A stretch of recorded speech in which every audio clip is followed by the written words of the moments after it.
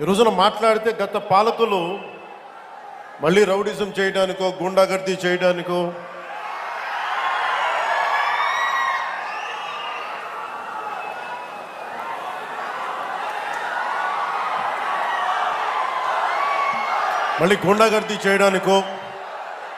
Rowdyism చేయడానికో అలాంటి భావన మళ్ళీ ఉంది.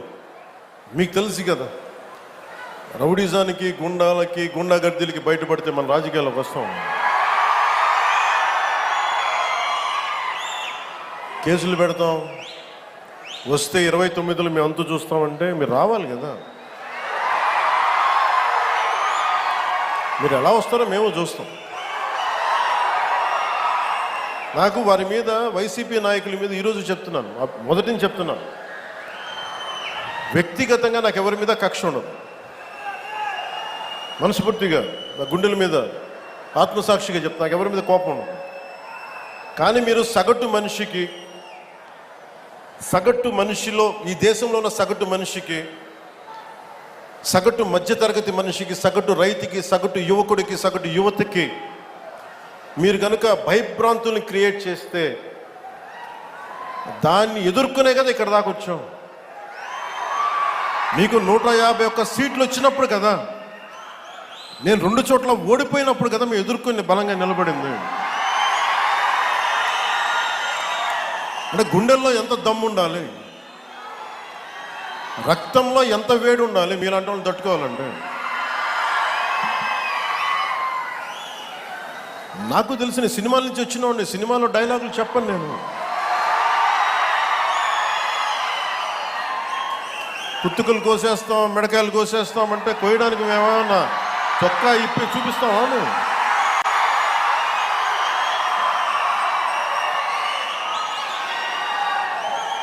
నేను సినిమాలో డైలాగులు చెప్పడానికి కూడా ఇబ్బంది పడతాను.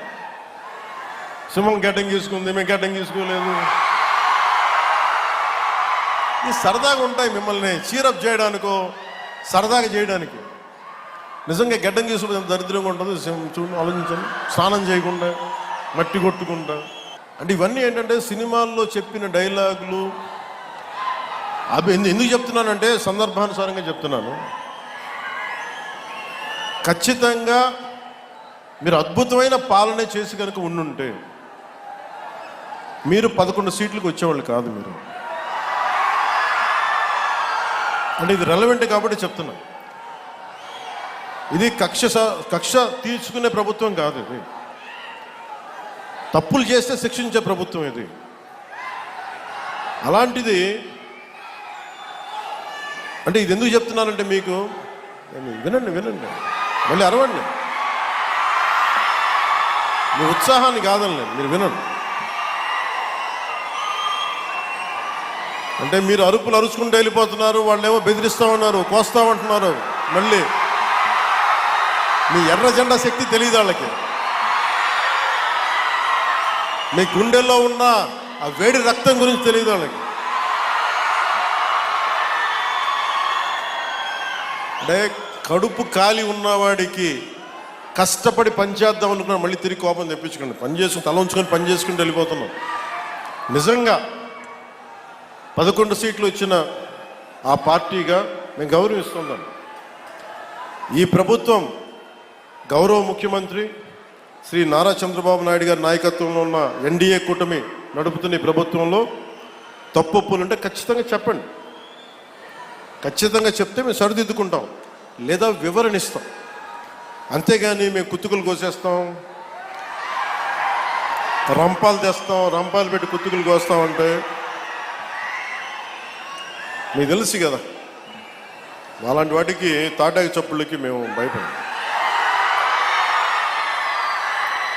రాజకీయాల్లో ఎక్కడైనా పార్టీ పెట్టేది ప్రజలను ఉద్ధరించడానికి, అంతిమ లక్ష్యం ప్రభుత్వాన్ని ఏర్పాటు చేసి ప్రజల మన్ననలను పొంది ప్రజల హృదయాలను గెలిచి ప్రభుత్వాన్ని ఏర్పాటు చేసి తద్వారా విస్తృతమైనటువంటి ప్రజా సంక్షేమాన్ని, ప్రజాసేవని, రాష్ట్రాభివృద్ధిని 10 తరాలు గుర్తుండేట్టుగా ప్రతి ప్రభుత్వం నాకంటూ ఒక మైలురాయి ఉండాలి అని చెప్పని కాంక్షతో, ఆకాంక్షతో, సంకల్పంతో పనిచేయడానికి రాజకీయ పార్టీలు పెడతారు. భారతదేశంలో కాదు ప్రపంచంలో మొట్టమొదటిసారిగా అద్దెకి ఇవ్వటానికి టెంట్ హౌస్ ఇచ్చినట్టుగా అద్దెకి ఇవ్వటానికి ఒక పార్టీ వచ్చింది, ఇది విచిత్రమైంది అని చెప్పి నేను చెప్తే నన్ను మా వాళ్ళే తెగ బూతులు తిట్టారు. ఇవాళ చెప్పండి మీరు ఏం జరుగుతుంది? ఇవాళ వారు అధికారంలోకి వచ్చారు కదా, రానివాడు అంటావు జగన్మోహన్ రెడ్డి గారు. నువ్వెవరివి అసలు రానివ్వటాయి? నేను అడుగుతాను పవన్ కళ్యాణ్, నువ్వెవరివే జగన్ని మళ్ళీ అధికారంలోకి రానివ్వనంటాకి? నువ్వెవరివే? సంవత్సర కాలంగా ఎక్కడున్నావు? ఈ రాష్ట్ర ప్రజలకు ఏం చేశావు? ఆర్తులకి దీనులకి వాళ్ళు అల్లాడుతుంటే నీ రాక్షస ప్రభుత్వం, నీ నరకాసుర ప్రభుత్వం దుర్మార్గాలు చేస్తుంటే ఏం చేస్తున్నావు? ఎక్కడున్నావు? బయటికి రావు. చంద్రబాబు కోసం మాత్రమే బయటకు వస్తావు. ఆయన మీరు 2019లో కూడా చెప్పారు ఇట్లాగే, జగన్ రాడు, రానివ్వను, ఇది నా శాసనం. ఈ సినిమా డైలాగ్ కదా తమరేగా మాట్లాడింది. వచ్చిందా రాలేదా? అంతిమంగా ఈ రాష్ట్ర ప్రజలు మాత్రమే న్యాయ నిర్ణేతలు. జగన్ని తేవాలన్నా ఆపాలన్నా, చంద్రబాబుని పాతాళానికి తొక్కాలన్నా, సీటులో కూర్చోబెట్టాలన్నా ఈ రాష్ట్ర ప్రజలదే అంతిమ నిర్ణయం తప్పితే నీకులాగా నాకులాగా ఈ రాష్ట్రంలో ఉన్నటువంటి ఏ గొట్టాంది పాత్ర ఉండదనేది నువ్వు నేను తెలుసుకుంటే మంచిదని చెప్పినది కూడా ఆయనకి చెప్తూ, ఆయన ఏంటంటే ఆయనకి దమ్ము, గుండెల్లో ధైర్యం ఉందంట, ఆయనలో ఉన్న వేడి చల్లారిందంట, ఆయన ఉద్యోగం ఆయన చేసుకుంటున్నా అంట, రెచ్చగొట్టకూడదంట ఆయన్ని. ఎవరు రెచ్చగొట్టాడు? సుగాలి ప్రీతి గారు ఏమైపోయారు? ఏం చెప్పారు మీరు? వాడుకోవటమేనా రాజకీయం కోసం? అంటే ఒక పసిపిల్ల అదృశ్యమై మరణించిందా లేదా తెలియక కొట్టుముట్టాడుతున్నటువంటి ఒక తల్లి కన్నీరును కూడా రాజకీయాలకు వాడుకునేటువంటి వాడిని ఏమంటారు? మీరే ఎత్తుకోండి డిక్షనరీలో, నేనేమన్నా మీకు గుర్తు చేస్తున్నా.